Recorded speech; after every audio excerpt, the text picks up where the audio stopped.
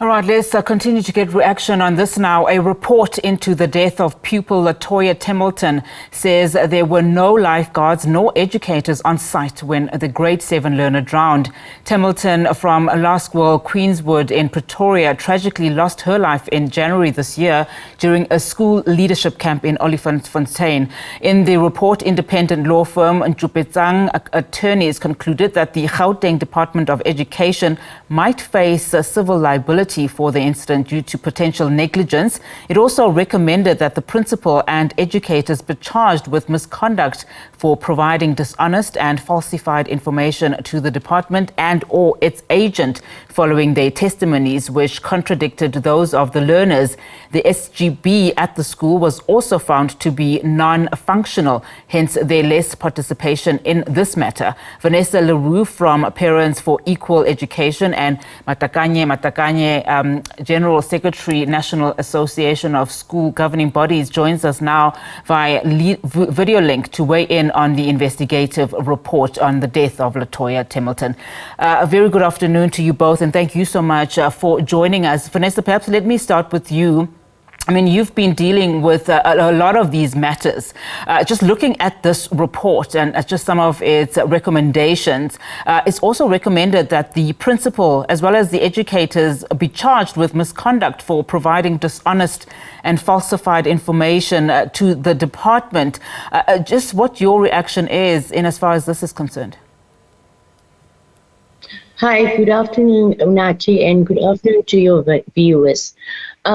As a parent, let me first pass my condolences to the Temilton family on the loss of their very, very young child. I've read the recommendations from the law firm, their findings, and as a parent, I say we can't bring back your child, but it's I think it would always be some kind of comfort if you know that people are being held accountable.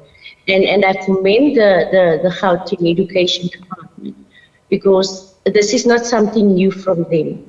If I look back at the 2020 case where that Sabuku boy also drowned, they are proactive in holding people accountable, and the fact that they are saying that they have all intention to implement the findings and the report, that gives comfort to me. And as we've seen, they are charging people, they are holding people accountable, because at the end of the day, principals and schools act as a law on its own in many cases. And we must also put blame to SGBs, because I don't think enough are being done to give them enough knowledge to see what exactly is their role in terms of governance in itself. And that is why schools and principals get away with the stuff they get away from. So from our side, I welcome that report with open arms, and the fact that the Education Department have all intention of implementing all the findings in that report. Matakanya, let me bring you in, and particularly in terms of what Vanessa is saying in as far as SGBs are concerned. We know, of course, that the recommendation around the SGBs, firstly, the report said that the SGB at the school was found to be non-functional. It further says that it recommends that the current SGB at the school be removed and disbanded. Just talk to us about the importance of SGBs, particularly in as far as, school excursions are concerned, because they are importantly also needed in that value chain of approvals. Afternoon, Nati, and all the listeners. We firstly would like, as National Association of School Governing Bodies, welcome the report. And you will remember, Nati, that we did not really want to comment when this thing started and when this thing was still investigated, because people wanted us to apportion a blame to stakeholders in schools. Now that the report is pointing a direction, so it is in that light that we welcome the report, that now heads must now roll. Heads must now roll.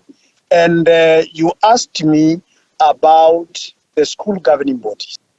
we also welcome the report that the school governing body must be removed immediately. They are the government of the school. They are the people who draw policies in the school. So they cannot sleep on duty. It therefore means that now they were sleeping on duty, or they are, as the report indicates, they were non-existent in the school. So we don't even want to defend them.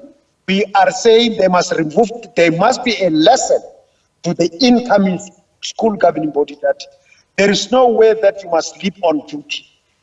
You must know that you are the government of the school, and the policies that are drafted in school are responsibility of the school governing body.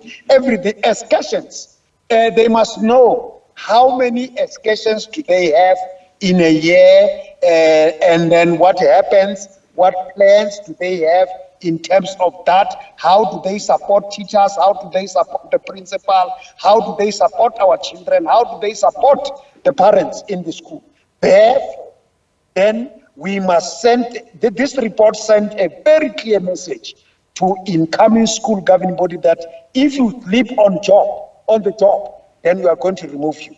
So we are grateful that the report is out. However, we are saying those who are found guilty, then heads must roll. The MEC now must work, the head must roll. The message must be very clearly sent to the people who are taking care of our children in the school, the management, the teachers, the parents themselves.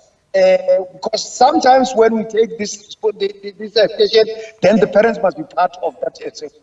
Now, in this case, then what is it that they have done?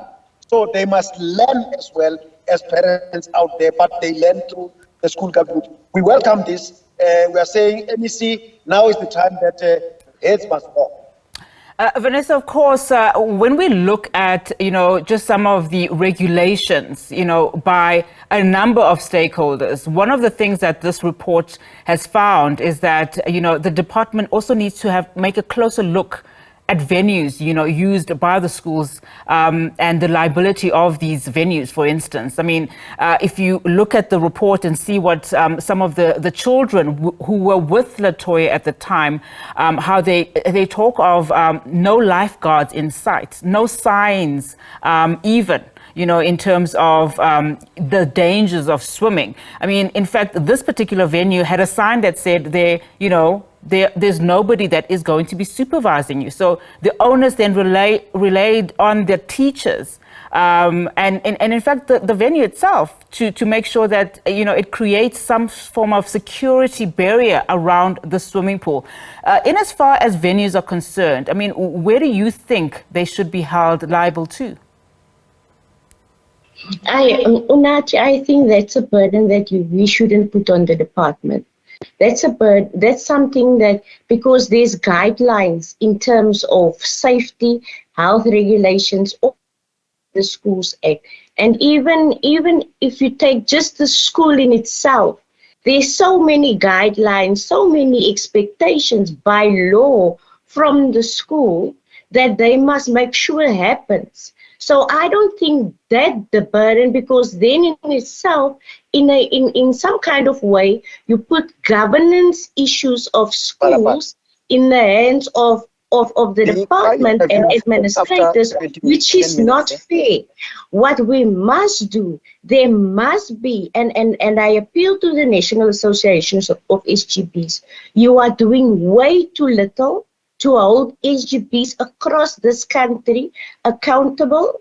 You give way too much leeway for principals to influence SGBs in terms of what their roles and responsibilities is. Here we come from SGB elections. I can assure you the minimum of knowledge. These people don't get the legal background.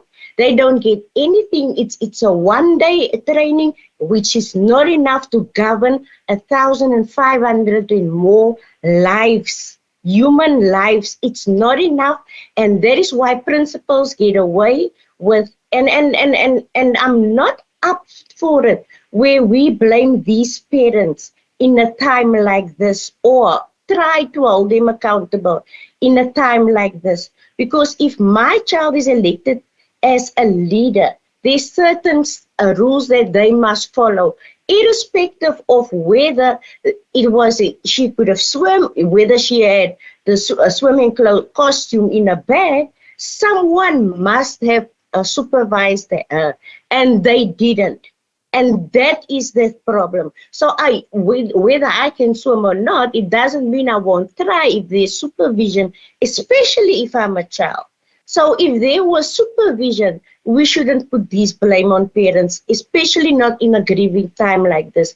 But the NASGB definitely need to do more to put in order to put things in place to hold SGBs to a higher standard and a higher position of accountability. At this point, if you call a school, a principal doesn't even want to give the chairperson's contact details to you, but they are representatives of the community. So at this point, we are asking, are you working for the education department, or are you governing on behalf of the community of that school? All right, that is what we are asking. There's too little accountability.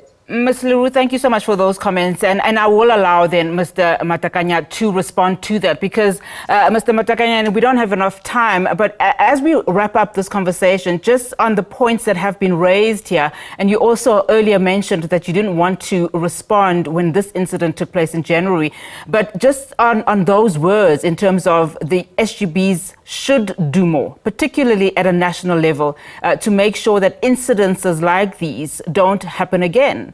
Your response, please, very briefly, if you can. Yeah, no. We accept responsibility. However, you must know that the school governing body is not only made by parents. There are 5 components in the high school. The principal is a member of the school governing body. The teachers are members of the school governing bodies. The learners in the high school are members of the school governing body. Support staff are members of the school governing body, and parents. So we cannot apportion, let's apportion a challenge to the school governing bodies. We hope that it's deliberate that we put teachers there. It is deliberate that we make a principal member of the school governing bodies, because they deal with education. Teachers deal with education, and they must uplift the standard of the parents in that how do we go about taking decisions, how about go about and we are calling on those the teachers and the principal in the school governing bodies to ensure that they develop. As well as the Department of Education, they must also develop. We don't have enough budget. The Department of Education has enough budget to ensure that if they cannot develop, let them give us the money to develop the school governing bodies. We don't have enough. As much as, yes, of course, we accept the responsibility that we are responsible for developing the school governing bodies. However, we need help from all those other stakeholders who are deliberately put into that position as members of the school governing bodies. And we are saying it's a lesson to those. They must report matters to us. The principal are taking over the responsibility of the school governing bodies. That's why the school governing bodies are dysfunctional. It's true that the principal, some of the principal, yes, some of, not all the principal, but some of the principal are taking over the role and responsibility also, and that must stop. That must stop. And even not only the principal, the official of the department as well, they take over the roles and responsibility of the school governing body. All right. Thank you so much, sir, for that comment. Unfortunately, we have run out of time, but thank you to you both for just joining us here on the show. Of course, an important discussion here being held. I have to thank my guest there, Vanessa Le Roux from the Parents for Equal Education, as well as Mr. Matakanya. He is the General Secretary, National Association of School Governing Bodies. Of course, commenting there following this report into the death of pupil Latoya Temilton. It's recommending, of course, that the principal educators be charged with misconduct for providing dishonest and falsified information. Also recommending that the SGB at the school be disbanded.